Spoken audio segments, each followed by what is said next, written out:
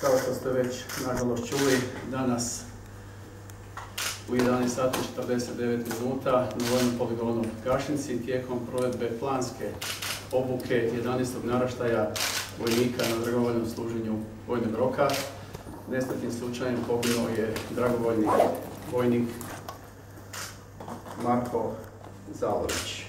Koristim ovu prigodu da bi roditeljima, majci Ljiljani i ocu Josipu, kao i svojoj rodbini i prijateljima izrazio najdublju sućut u ime svih pripadnika Hrvatske kopnene vojske i u svoje osobno ime.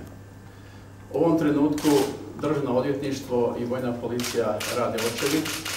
Ustrojena su povjerenstva Glavnog stožera i zapovjedništva Hrvatske kopnene vojske koji istražuju okolnosti ovog događanja i kada budemo znali više, obavijestit ćemo vas o svim detaljima. U ovom trenutku, još jednom ponavljam, radilo se o planskom procesu.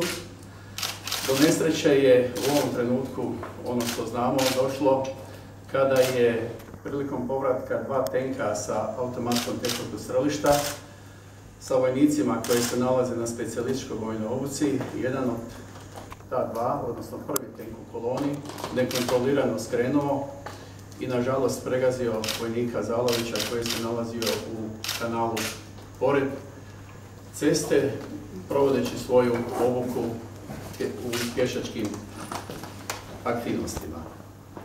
Tom prigodom je, nažalost, vojnik Zalović na mjestu preminuo.